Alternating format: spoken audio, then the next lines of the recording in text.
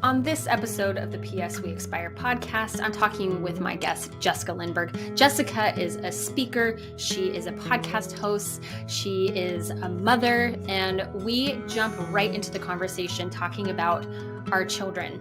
And her son, Ethan, died from a congenital heart defect years ago. And at the time of this recording, Annie had not passed away yet. So that's why I'm talking about Annie in the present tense. She was still alive at that time.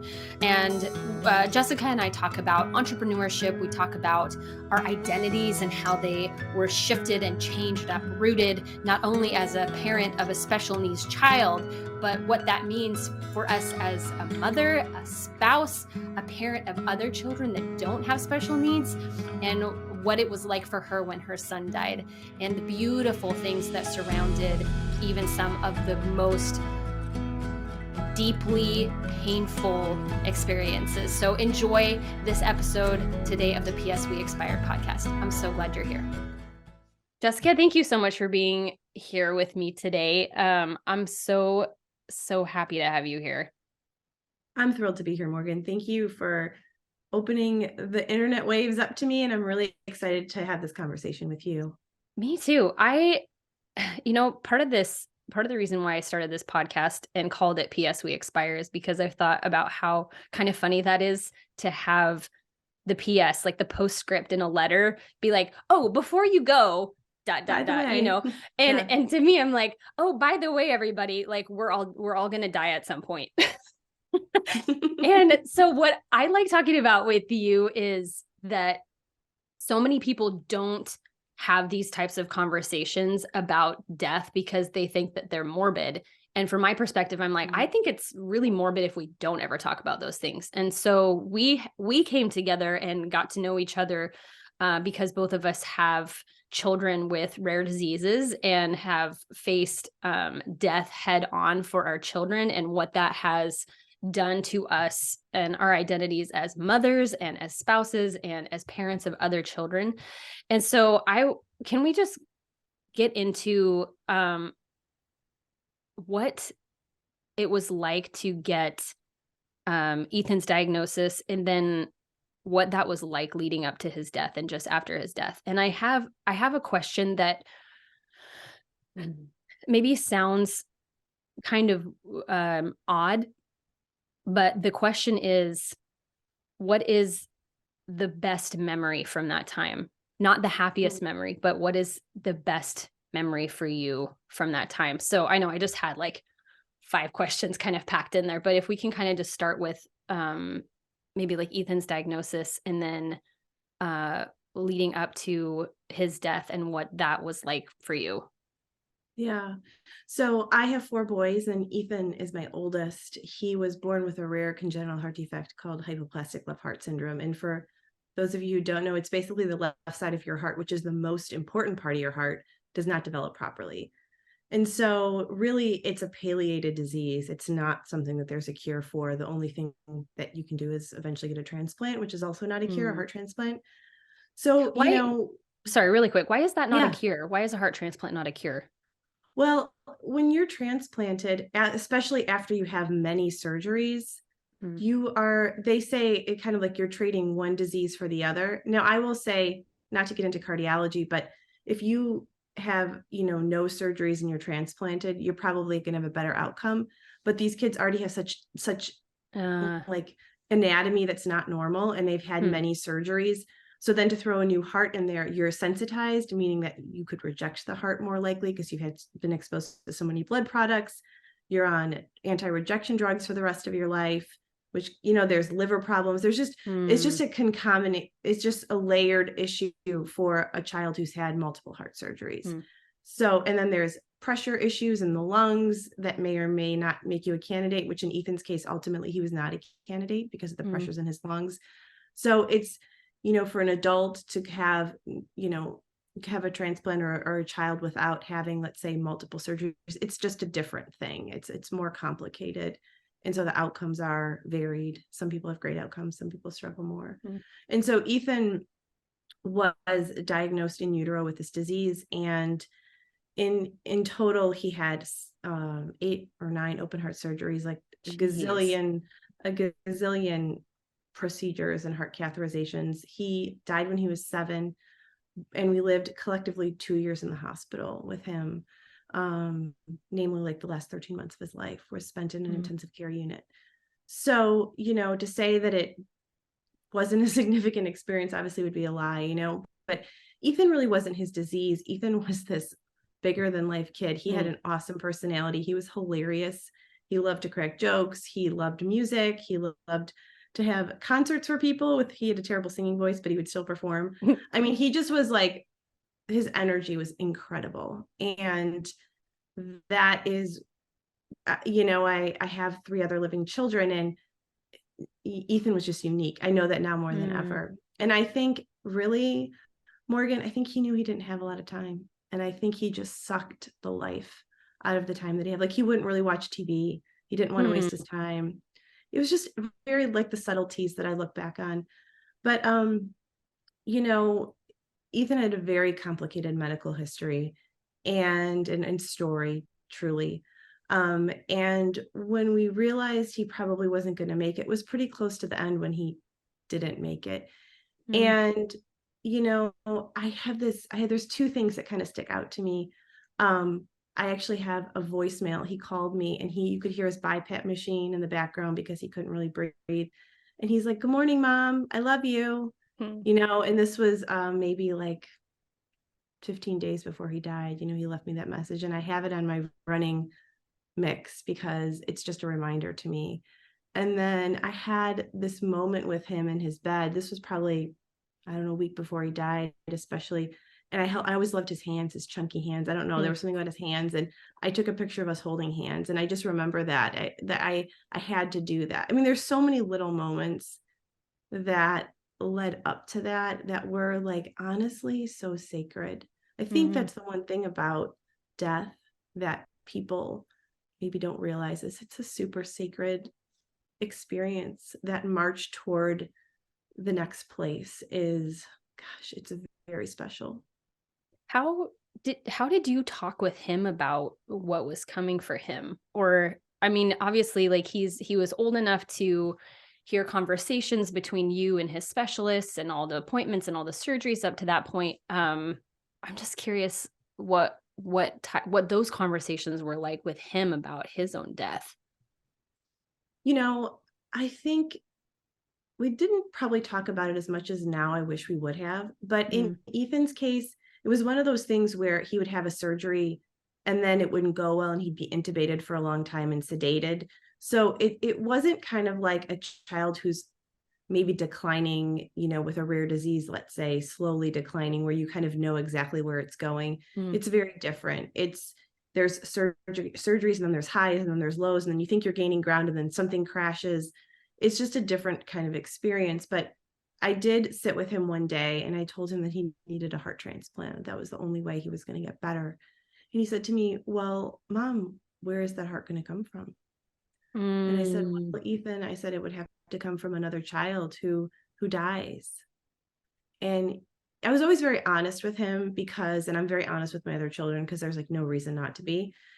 And he just kind of looked at me and he said, "Okay, Mom. Okay." And that was kind of, that was kind of that conversation. And he asked questions, but he didn't, I don't know. Ethan had so many heart surgeries. I have this thought in my mind that he had experiences of heaven or the other side or whatever you believe it is before. And he just had a knowing about things and comments he would make. I don't know how to explain it. It's like he knew. I think our kids are a lot more perceptive than we probably give them credit for. And I wonder how much of that has to do with how in touch they are with their own bodies and their feelings. Like as adults, we ignore our intuition and we ignore our that our bodies know before our brains do, for good reason. We've learned that a lot of times that's not acceptable. But kids are perceptive. Yeah. And I've been doing a lot of reading about palliative care and hospice, obviously because of stuff with Annie, but I also have been working on a paper in school for that. And that's something that I came across time and time again, were palliative care teams who were saying, these kids know what's going on with them. And what a gift to believe that Ethan had access to what was coming for him before he experienced that, with the peace that comes with that. And I wonder, oh man, I want that for us, like to not just for ourselves, but for our children, to feel so confident that what they're going to is good and is all right. Yeah. Not that it makes the physical separation any easier. It absolutely doesn't. If I can tell you this story, if you don't mind, it kind of illustrates that. So it was the day after Ethan died, and he was in the hospital morgue, and my husband and I wanted to go and see his body. And the social worker was like, you don't want to do that. It might be upsetting. And we're like, listen, sister, we've seen just about everything there is to see. We've been with our kids, we're all just like, we want to go see him. And so we did. And that was hard, really hard. And then we're walking down the hallway. So it was the basement of the hospital. There was nobody in the hallway. And all of a sudden, this man starts walking to us. Now, Ethan loved Bob Marley, like loved Bob Marley. He would blare his music from his room, loved him. This man is walking towards me in full on dreads, like an African-American man, full on dreads, just walking towards us.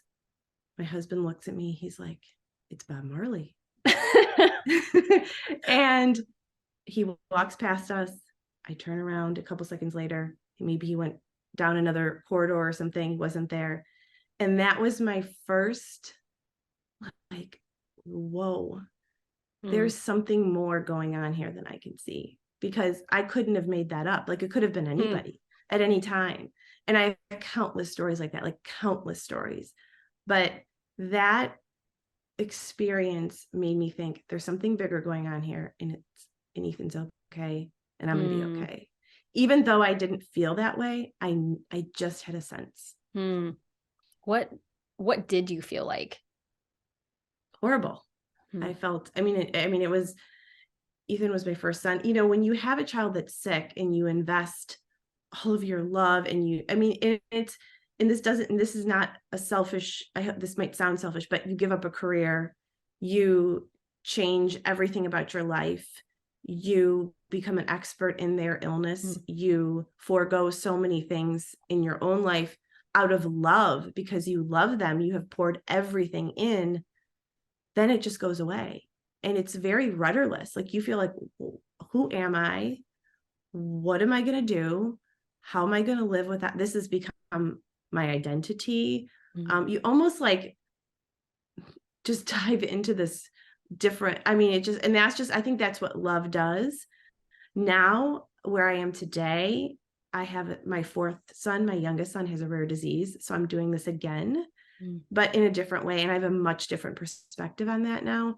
But Ethan was just also, like, him and I just had this really crazy special relationship. So it was awful and so hard. And I will say, I still to this day, I feel his presence with me all the time. I know he's okay. And I know he's with me. What does that feel like to you, to feel his presence? It's just like a peace, to be honest with you. I believe in signs. I believe in physical manifestations of them. I do. And so for me, those have looked like music a lot of times. He loved music. Ethan loved music. He was just, that was his whole thing. His whole life was music. So I will be in a car and thinking about him, and a song, one of his favorite songs will come on, or I'll be having like something challenging in my life, and like a song comes on, and I know, like, it just kind of out of nowhere, I'll be in a store and one of his songs will come on. Like, it was, it'll be like a special day and I'll be in Target and one of his favorite songs randomly comes on. So that is a big thing. And the other thing for me, this might sound strange, but I see letter E's in the sky. It just happens. It happened to me a couple weeks ago, right before something very significant in my family happened. And I'm like, I know, Ethan, I know you're there. And so and there's other things too, but those are two examples. You know, you're doing life with him for 7 years, countless surgeries, hospital visits, innumerable time spent and energy spent on research and all of this. And then, like you said, he dies, and this part of you becomes open all of a sudden. All of this, energy that had been funneled toward that is open. And I wonder, I think people probably cope in different ways with having that space in their life. And I'm wondering, what did you do? Did that fill in pretty quickly with your other children's needs, or, as it transformed you and you found ways to take care of yourself in your grief and in the lives of your family, what kind of moved into that newly opened energy space? Well, in Ethan's case, there was a lot of processing that I needed to do around his medical care and the decisions that we made. So that pretty quickly became something that I needed to understand, and took a good bit of my brain space and time.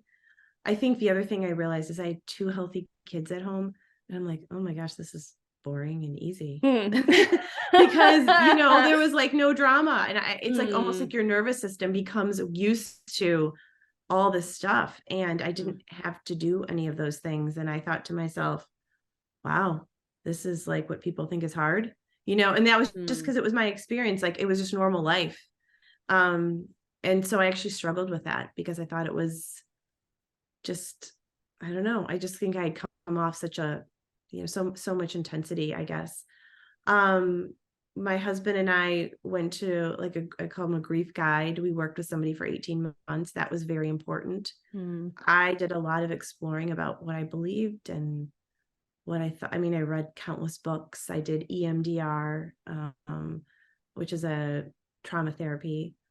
I ran a lot, did a lot of running. What I've come to believe in my experience since then is I think trauma lives in our bodies.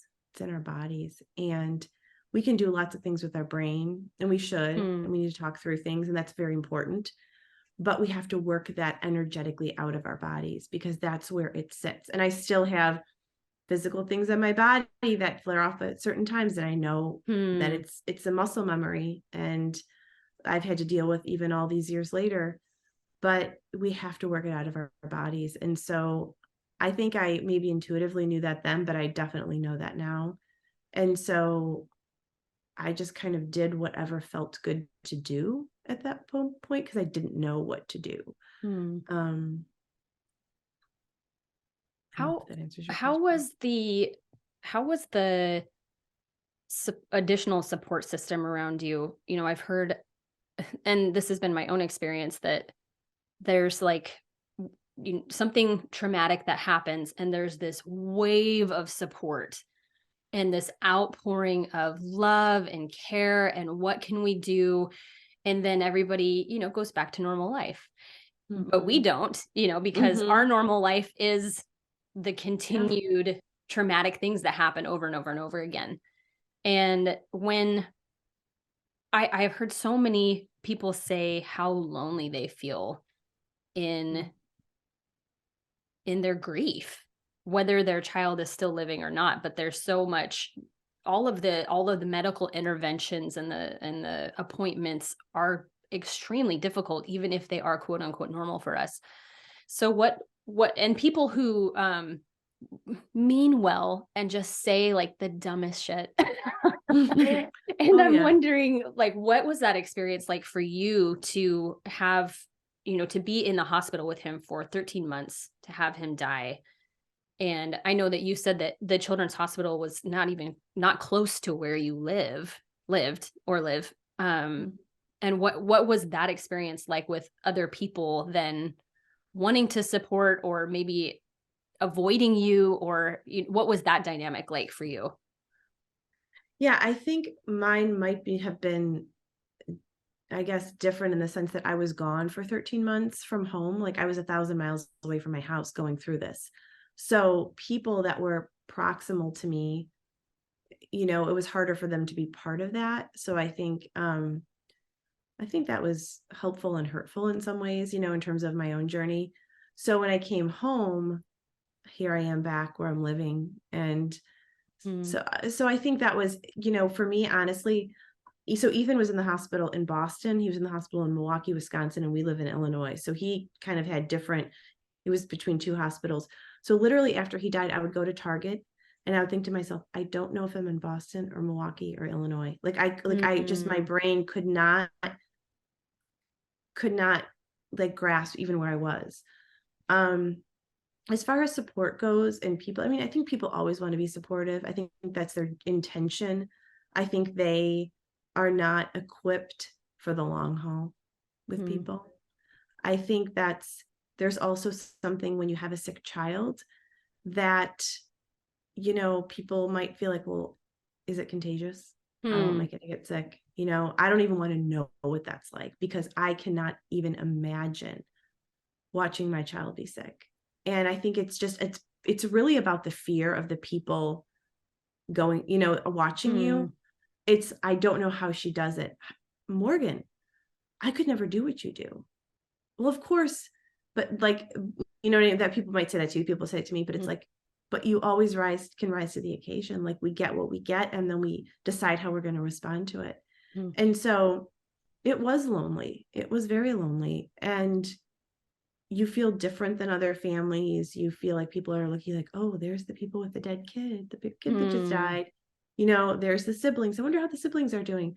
I wonder how their marriage is doing. Oh, and so people would want to bring, and so my neighbors were really very kind and everyone started to bring meals. And finally I had to say, I don't want any more meals because then I have to see the people and I have to thank them and I just take their dish back to them. And I didn't want to I just wasn't up for that. So I think it's a really weird energy exchange of people wanting to help. It's hard to help. They don't really know what to say. And I'm going to say right now that I've said dumb things before to people before. Like when Ethan was alive, I knew so many people whose kids had died before Ethan died. I know I said stuff that I shouldn't have said. So there's no judgment because this is stuff like, that's why we need podcasts like this to talk about this stuff. Right. So I think the best thing you can do is show up and say, listen, I don't even know what to say, but I love you and I'm here and I want to come beside you and I don't know what to do. And, that's honest. Like, it's okay to not know what to do. You're right. Because grief is messy. It's messy. And humans aren't good at it because we don't have a culture that teaches us how to do it. Or do it well. That's true. We are incredibly separated from death in Western culture for sure. Yep. There's a really, really wonderful book that I highly recommend to everybody to read. It's called Being Mortal by Atul Gawande. Yep. And in that book, he not only highlights the differences between Western and Eastern cultures as far as being more closely connected to death. We go to the grocery store and we pick up our meat unless you happen to live in an area where people hunt. But and then with death, your loved one dies either in your home or in the hospital, and then their body is whisked away and you're not privy to any of the things behind the curtain. And the interesting thing is, like, behind the curtain are still just other humans doing human things, processing human emotions. And when my dad died in October of last year at home, and I was there for that. And I was there with my mom and his body for hours before they came and picked him up. And I'm so, so grateful for that time to have it be normal to be in that circumstance, in that situation, to just to be more closely connected with nature, I guess is a good way to put it. I read a quote yesterday that said that as closely connected as we are with death is how closely connected we are with nature, because that is reality. That is nature. It's this cycle of death and rebirth and death and rebirth and death and rebirth. And we can see that in nature, but for some reason we have disconnected ourselves from that part of our humanity. And there is something really sacred and beautiful about being able to witness. I mean, not always, because for some people, the events leading up to that transition are very, very difficult. And we are so ill-equipped to know how to do that for ourselves. And so you're right that if we don't even know how to do that for ourselves, how can we do that for other people that are going through hard things?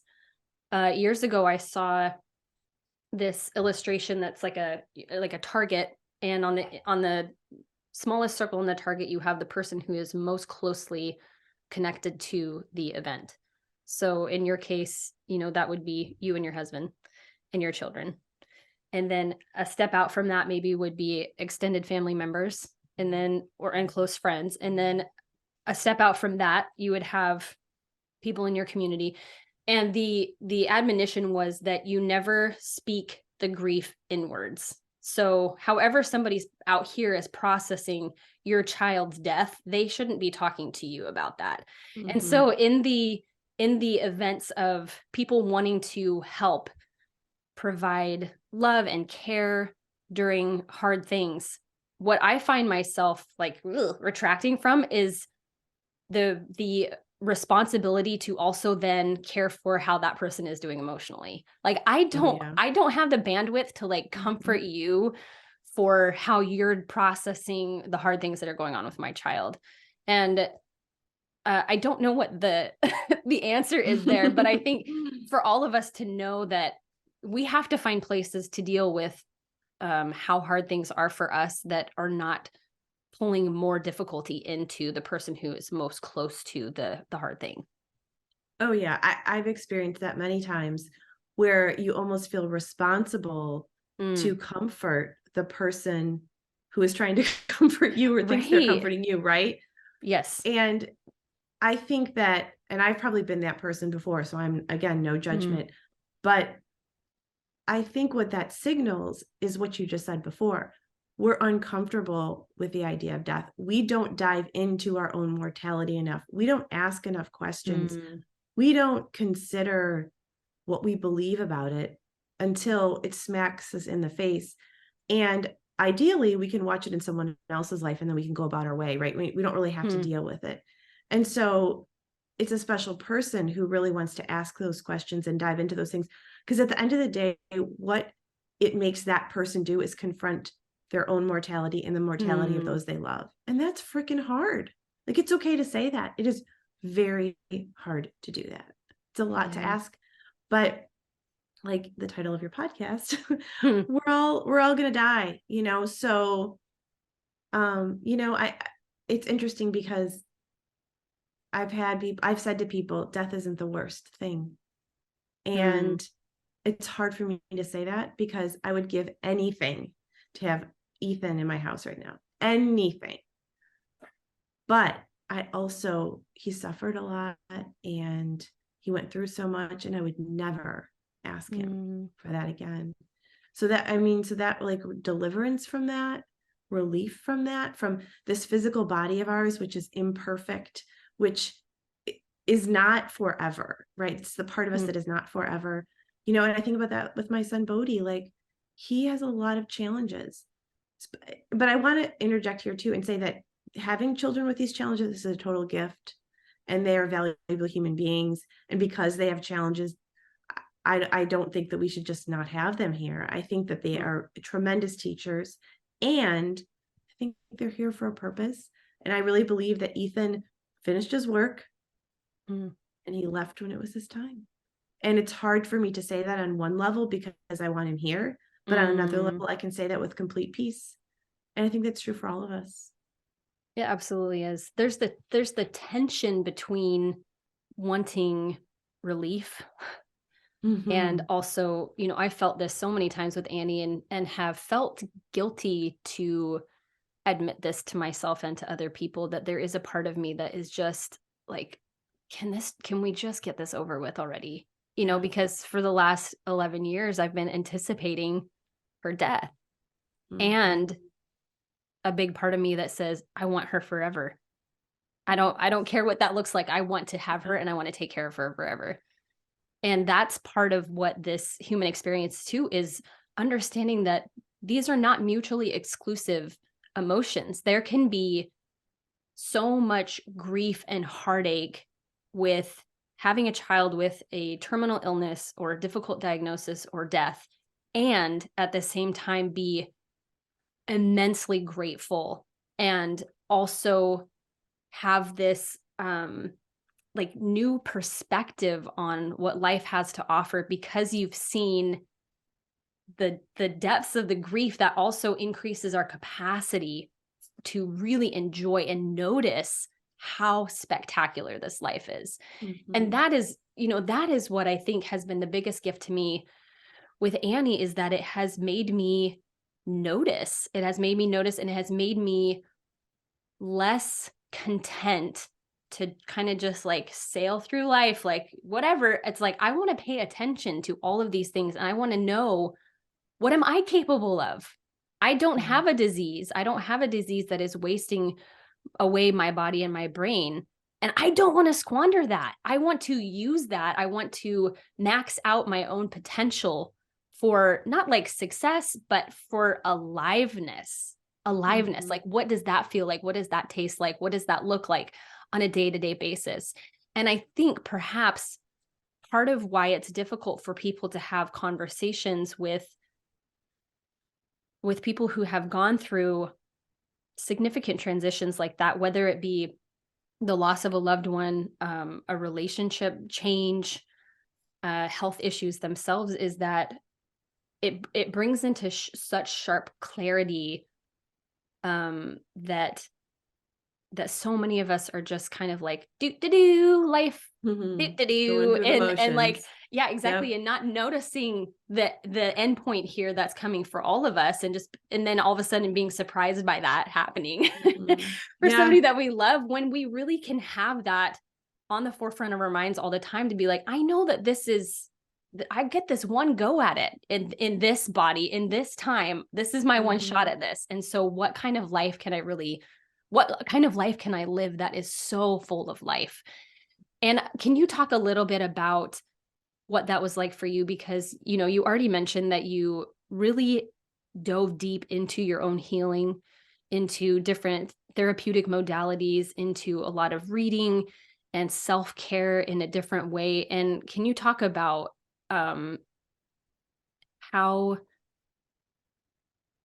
I guess, why didn't that experience crush you? Like, what was it? Is it, do you think, like, intrinsically part of your personality to be like scrappy and like, I'm going to figure this out, I'm going to do something about it? Or do you think that that's, I don't know. I've wrestled with this question quite a lot. Like, why do some people seem to not be able to, I guess, use these hard circumstances as like a catalyst to greater depth and meaning in their life? And if people are struggling with that, what can we offer them as a way to use it as a catalyst for growth? Yeah, I think that's a really good question. I've wondered the same thing, so I don't have all the answers. I can tell you. Dang it, Jessica. Sorry. I came to you for the answers. I'm sure there's an answer out there. But I will say, I think part of it was and is my personality. I am a very, curious person, driven person. I also think being Ethan's mom and the requirements that brought on my life of curiosity, finding doctors, looking for treatment, asking questions, lots of questions, advocacy, all of that stuff. I took those tools and those things into my grief also. So he kind of trained me, I believe, in some ways, for how I wasn't thinking about that at the time, but how I would also do the next part of my life without him. And so I think that his life gave me the tools that I would need in his death. And so for me, I think that is true. I also think that at any point in time, we have to decide if we're a victim or if we're not. You could say if we're a victor, if you want to get an opposite, but are we a victim? And I refused to be a victim. That was another decision that I made. The other piece is that, I believe that we all get to decide how our story goes. So, and that our children's legacy, so people, we can talk about this if you want, but people start nonprofits and do things. And I've done some of those things, but I believe that Ethan's legacy is me. My children's legacy is me. It's not what I do. It's not what I create. It's not how much money I raise. I mean, those are all nice things to do, and they're all worthy of our time. But who I am, who I become, what is the upper limit of Jessica? What is the upper limit of Morgan? Who could we be because we have this experience and this knowledge about the gift of life and what we're here to do? Those are the things that guided me. And so I was like, I am going to, come hell or high water, I'm going to make meaning out of this. And I think that is a human need that we all have. And so what I would say to somebody is that I think what people deeply need is they want there to be meaning. Why I do, to bring up this, I always think, why do moms share so much on social media about their sick kids and they garner like thousands of followers? I've never really been one of those people personally, but I think it's because it brings in community. It brings in being seen. It brings meaning. It brings, gosh, moms who take care of sick kids are freaking experts. They could run companies. I mean, all the things that you have to do. I mean, I would venture to guess some of the people running the biggest corporations in the United States couldn't do the stuff that we have to do and organize and advocate for and, all of that stuff. So there's a need for that. But what's underneath that? That's always the question I'm asking. It's meaning. We want to make meaning out of this journey. And we want to say that it matters, that our experience matters. And so if that's our need, and if that's true, then how are we going to act? Making meaning out of something isn't sitting and being a victim to your story. It's saying this shit happened and it sucks and I hate it. And now I'm going to find out who I can become because of it. And I think that we all have to answer that question for ourselves. I don't have the answer for you or for any listener, but I encourage people to ask that question. I think it's worthy. On one of your blog posts, you said something about pulling people to a higher purpose.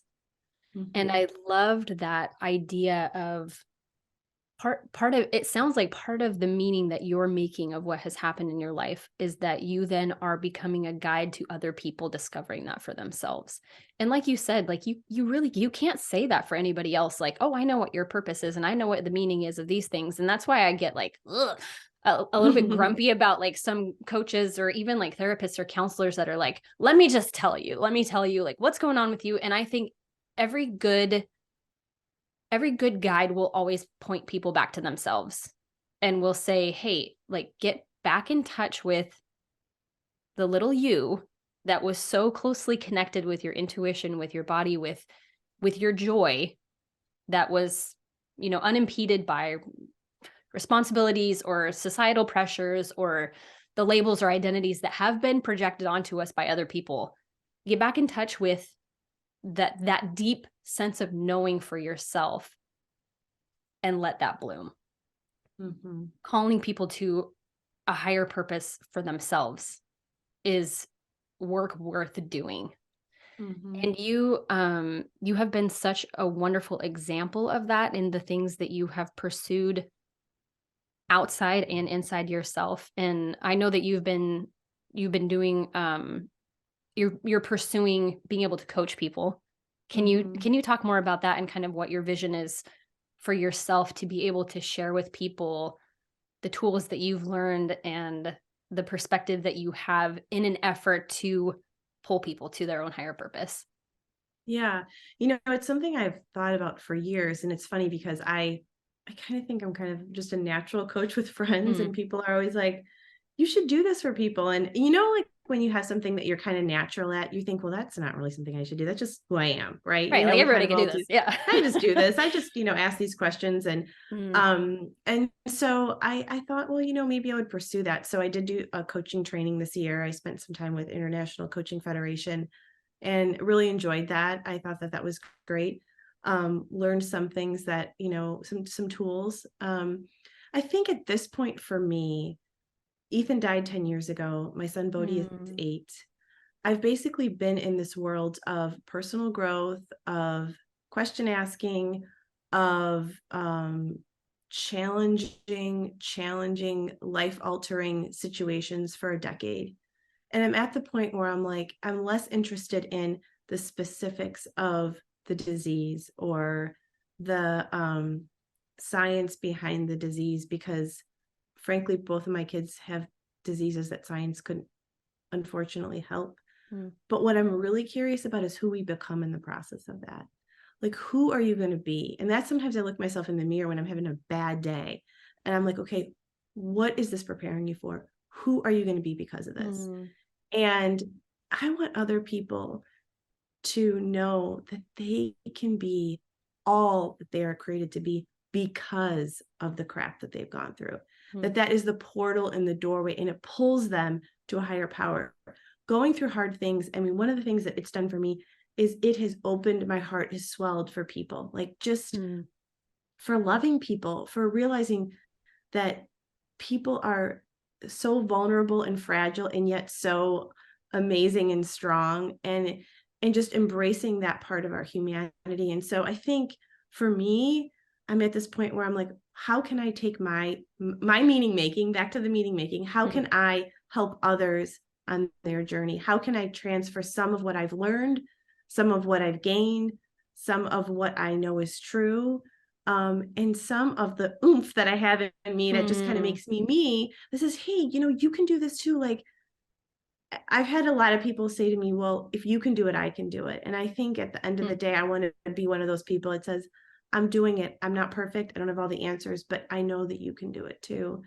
And I think Ethan and my son Bodhi and all the things that have happened have made me a better version of Jessica and a higher version of Jessica.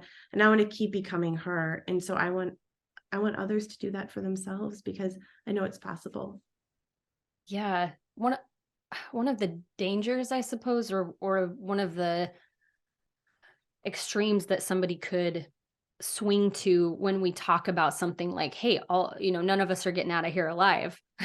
Maybe the tendency or the challenge would be to not go to the point where it's like, well, nothing matters then. Like, who cares if, I might as well just do the things that make me feel numb to how hard life is, or only pursue pleasure.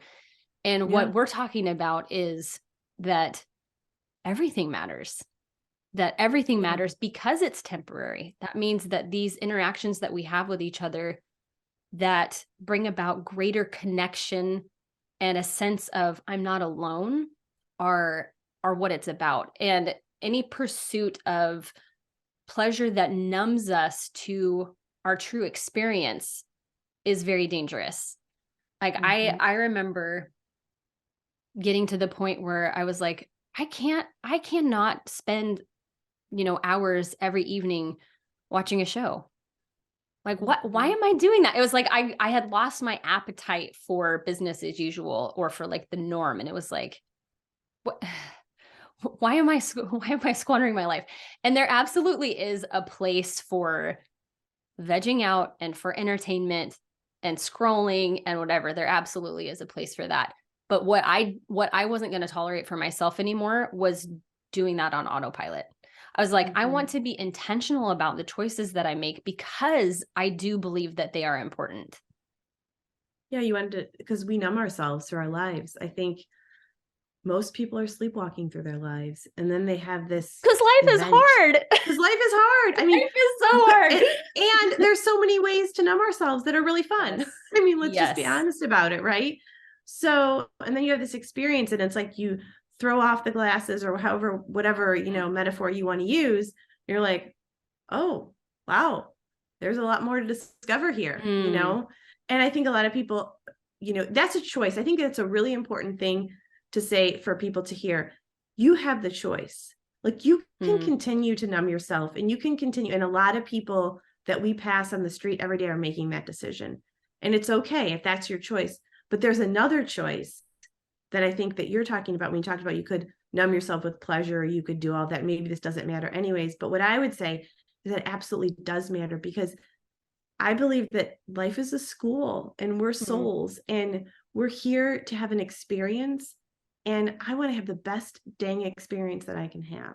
And I think that comes from embracing joy and deep pain, and walking that middle path of those is how I'm going to experience it the way my son Ethan experienced it. I mean, I have a video of him. He can barely breathe. He's conducting a Christmas concert in the intensive care unit in the hospital. He's got 50 people watching him, and he's having a ball, and he's sick as a dog. I mean, that right there is where I want to live, in the joy of what I love to do, and sitting next to the really hard shit that makes me realize what gift life is. That's such an important point, Jessica, that what you're talking about isn't a pursuit of feeling happy all the time. I think the pursuit of happiness is it's not a worthwhile pursuit, because all of us know that is not realistic. And we know that is not, that's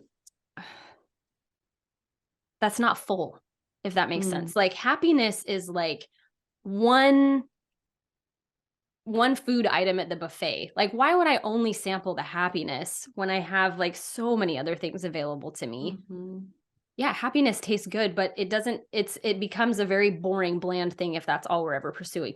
And that can only come at the expense of numbing out all of the other really hard stuff. Brené Brown talks about how you cannot selectively numb your emotions. So if you're going to numb the really hard stuff that you don't want to deal with, you also are going to numb the really great stuff that you have access to. And so what you're talking about is a life that is full, embraces both sides of that, and says, I'm not going to look away from anything. I'm not going to run away or try and escape any of this really hard stuff. I am going to feel it. I'm going to let it move through me. I'm not going to hide from it anymore. I'm not going to be ashamed of it anymore.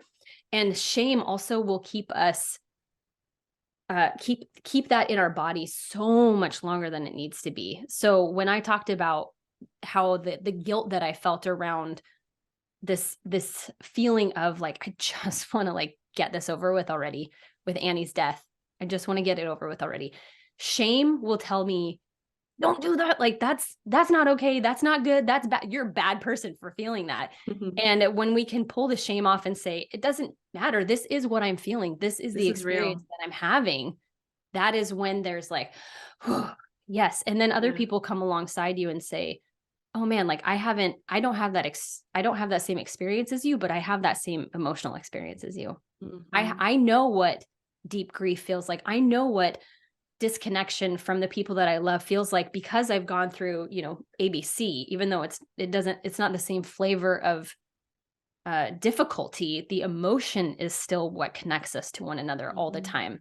And the more that we can unlayer or peel off the layers of shame that tells us we shouldn't feel things that we're feeling, and we can say, this is what I'm feeling. That is a reality.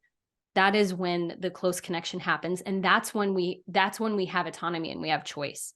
If we ignore something, we basically cut our choice off from ourselves.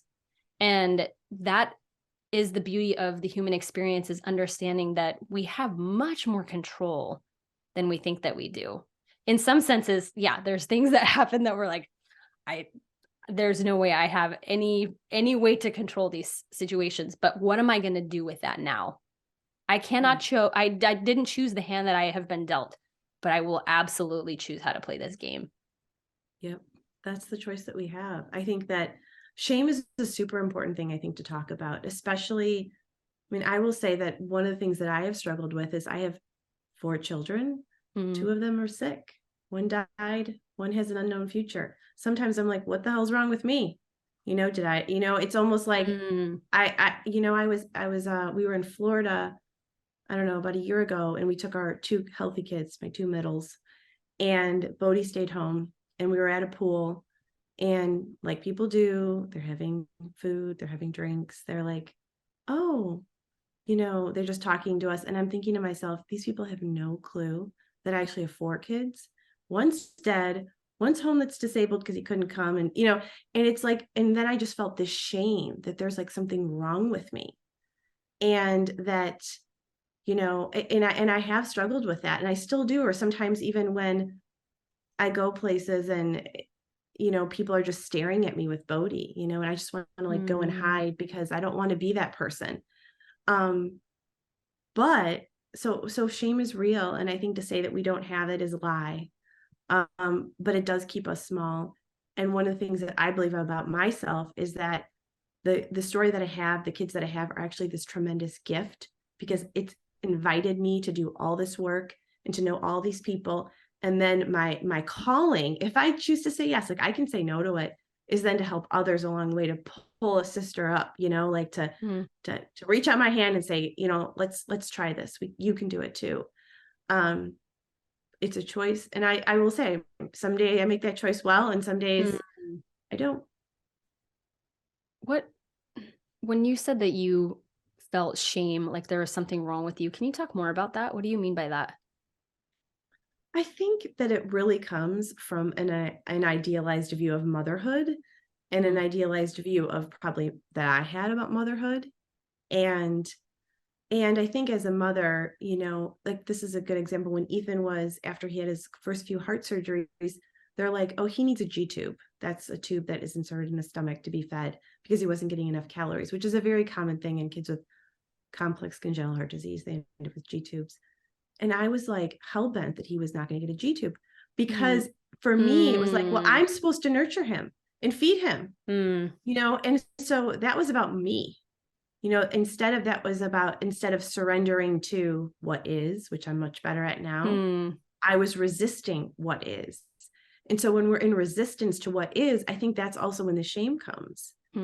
I don't like that I have only my 2 kids here and the other 2 aren't here, because this, it's like, if these people knew about this, they'd be like, oh my God, I can't believe that's her story. Because I get that from people sometimes, but that's because I'm resisting to what is. And when we embrace what is and embrace ourselves and say, this is what I got, what am I going to do with it? This is who I am. And if I dug under, the 5 other people at the pool, I would have found something with them too, right? So like, because we all have something. Yeah. So I think that's where the shame comes from. I think it comes from this idealized idea that I had about motherhood, or what it should be, or what society says.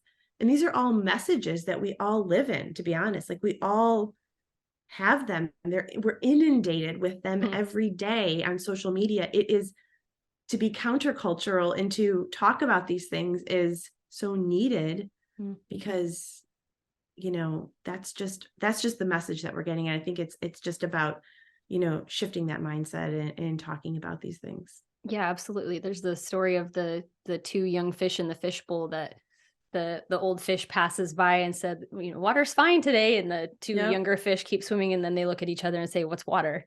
It's like, we are, you're right. We are so used to the way that things are that we have a difficult time believing that things could be different than they are, that they could be different. They could be more full than they are. I thank you so much for sharing that story about being in Florida and unpacking the shame. And there's so much beauty to understanding exactly what you said, that shame comes and suffering comes when we refuse to see reality as it is.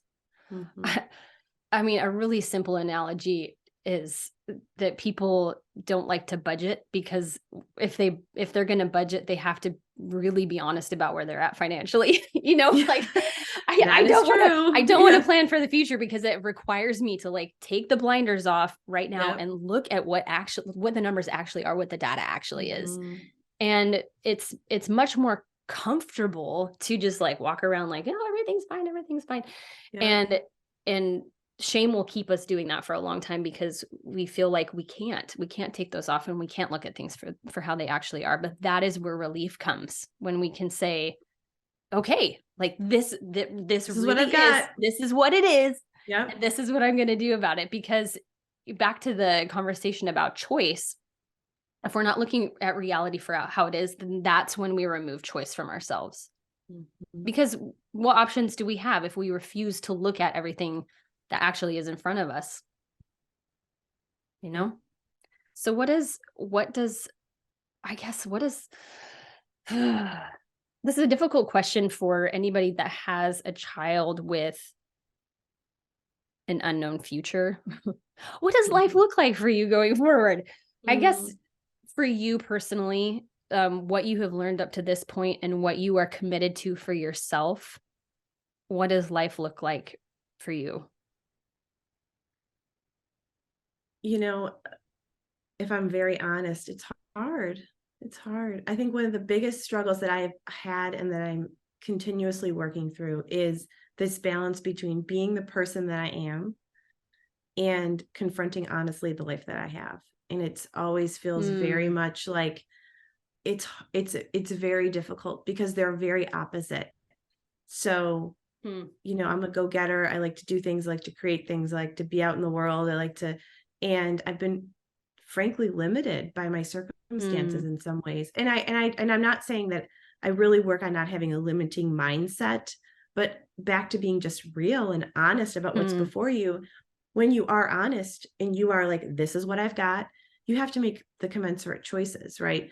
So that for me, that dichotomy of my life that I live almost every day has been the challenge of my life as a woman, as a mother, as a creator, as a, you know, curious, passionate person. I'm always teetering on that balance of what that looks like. And so, this past year has been really, really, really hard. And I have had to say no to many, many things that I really love. And there's a lot of pain in that. There's a lot of pain in that. And there's a lot of growth in it. And there's a lot of opportunity to see ways. And there's a lot of good reevaluation that comes from that. So, you know, life happens in the present moment. And I don't have control over the future. I mean, I can obviously make good choices and I can, you know, we can talk about all that, but, you know, life happens in the present moment. So who am I now? What is happening now? What is here now? And I'm going to do my best with that. And I'm going to trust.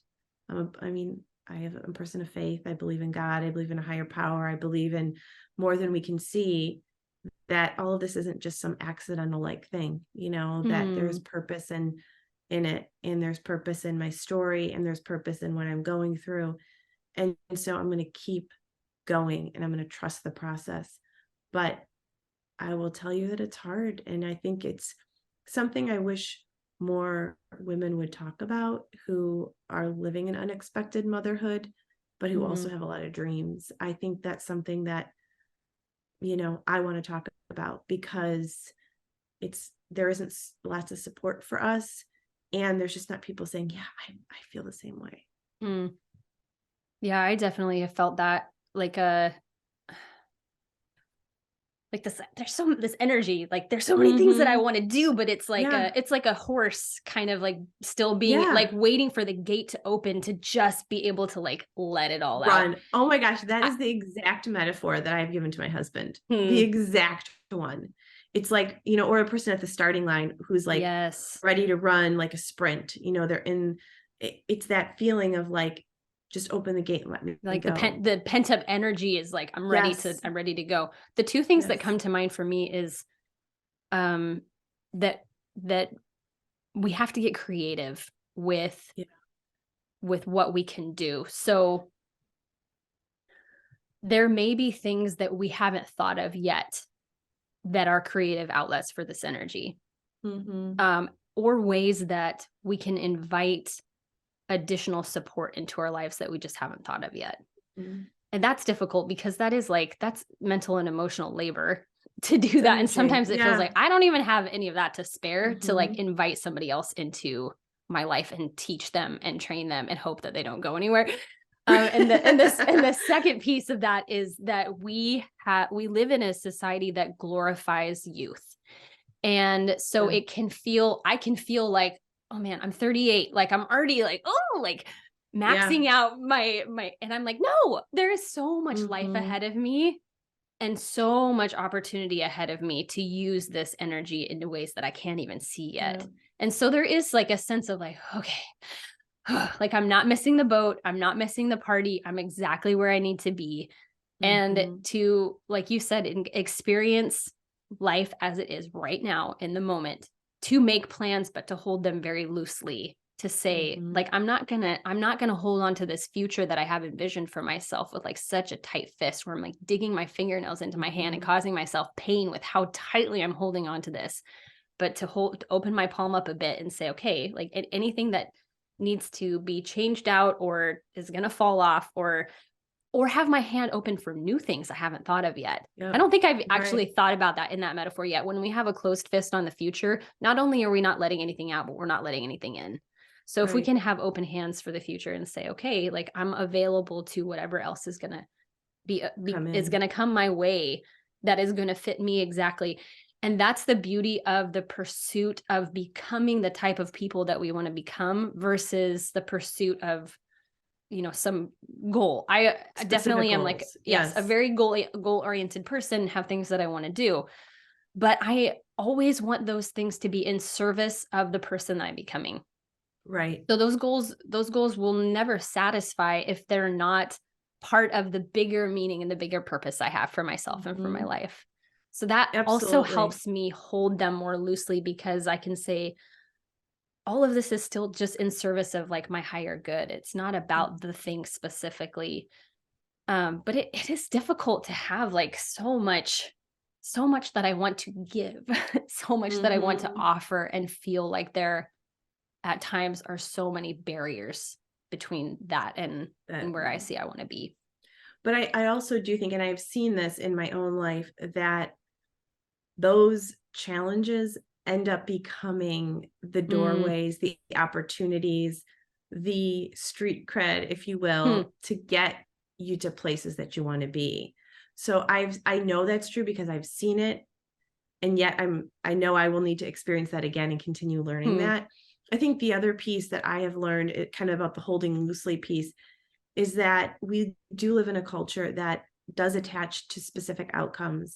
And I think it's more about, I'm not going to be attached to the specific outcome, but I'm going to be attached to a sense of fulfillment for myself. So what does that look like? Well, I don't know, but I'm going to continue on these specific things, trusting that and holding loosely that outcome. Like it could be something completely different than I've thought of, but I'm 100% sure that whatever that is will trump and be so much better than the thing that I had in my brain. And so it's that kind of that give and take of life that I have learned. And that's where I sit today.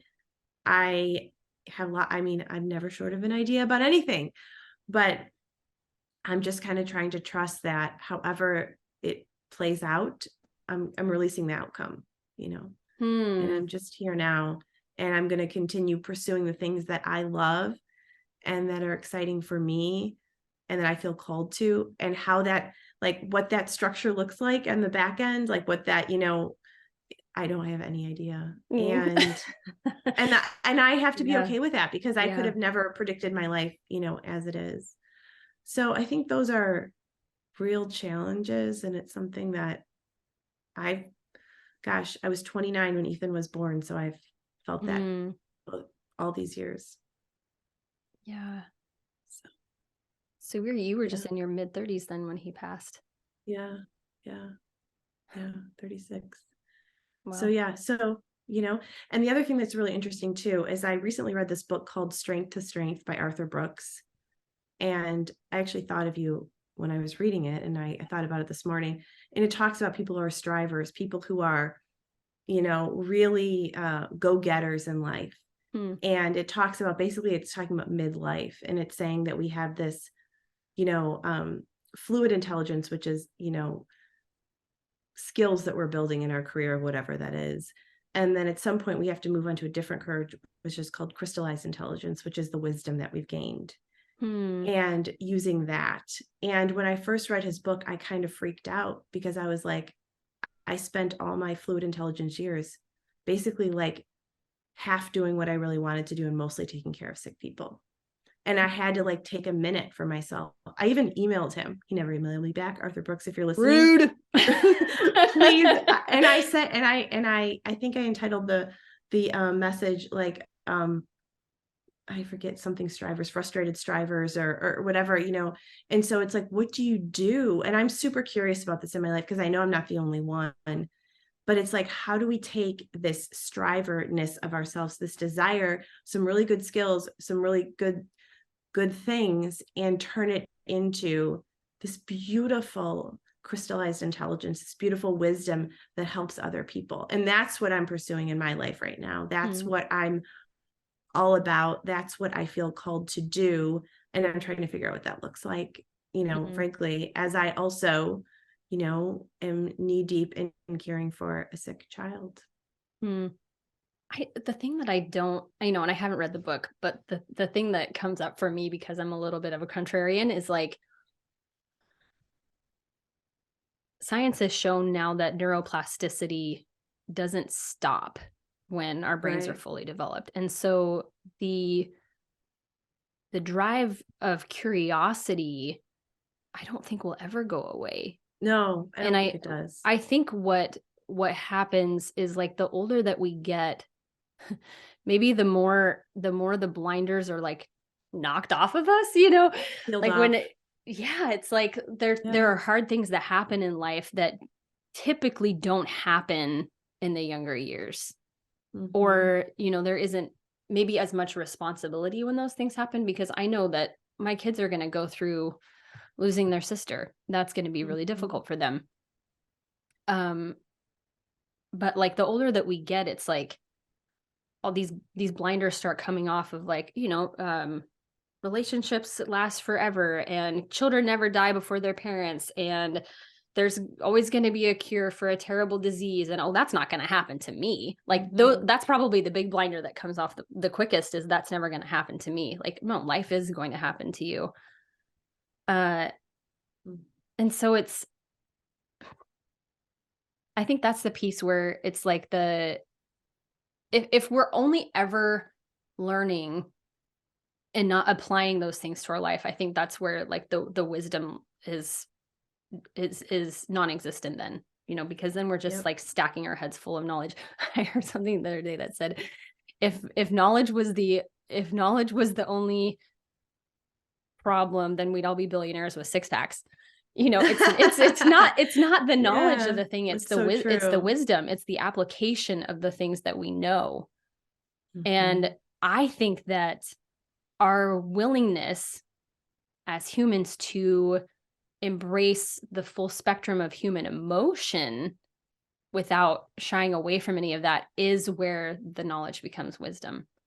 You know, it's when we cut ourselves off from that part of ourselves that says, I'm not willing to feel these things, then it gets all stuck here. And that's when we miss out on a fully integrated life. I agree.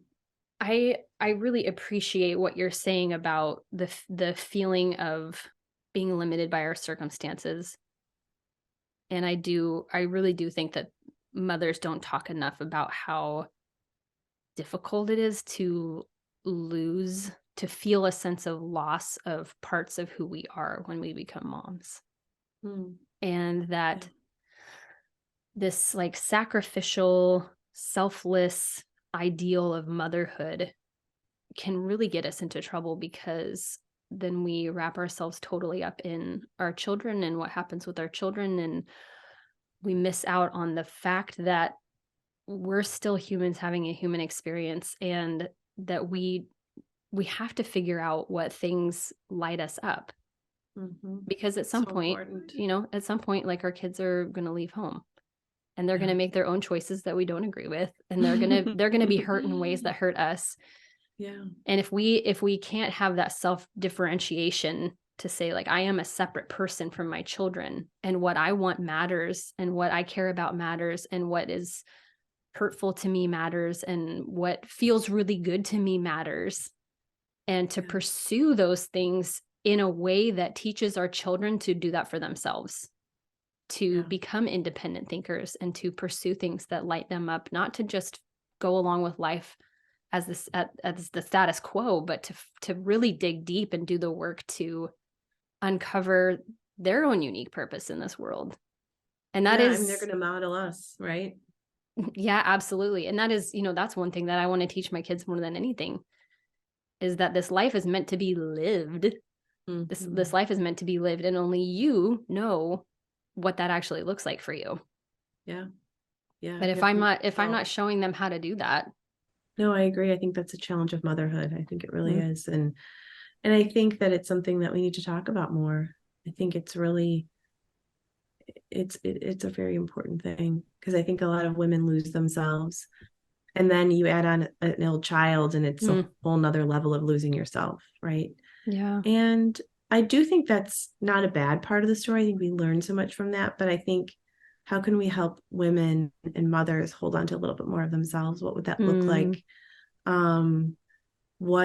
It was 4 a.m. and Bodhi was awake one morning and probably having a seizure, and I'm laying in my bed, and the hashtag that came across my ceiling was hashtag, what about the mothers? Like, that's really what I was thinking. Like what about all of us who have these amazing experiences, who are so rich and hard, and who have so much to offer? What about all of us? And I think about that every day. In fact, like, at some point I'd love to do something with that, either in my nonprofit or in something else, because I think helping women pursue themselves alongside their life journey is really important. Yeah, it is. Well, we need to connect again on here, and we can talk. Yes, we can talk some more about entrepreneurship and how that changed us, and the goals that we have to continue to help other people live a completely outrageous life that is so full. That's so full. Well, thank you again so much for spending time with me today, and for talking with me so candidly about Ethan and about Bodhi and about your other kids and what that was like to have a child die. I mean, what a gift for people to hear what they can do for the people in their lives that they love, and how to embrace life to the fullest. And I think, like, the parting thing that I would say for people who have, said, like, I don't know how you do it. And it's that even the hardest things are not all hard. That not every single day is a day that really sucks. There are absolutely days that are, the peaks and the valleys exist, but it's the human emotion within the experiences that connect us all to each other. Always. We will always have something in common with somebody else because of that. That's right. It's universal. Well, thank you, Morgan, for having me here. I always love talking to you. I think this podcast is awesome. And I think you're going to serve a lot of people. Thank you.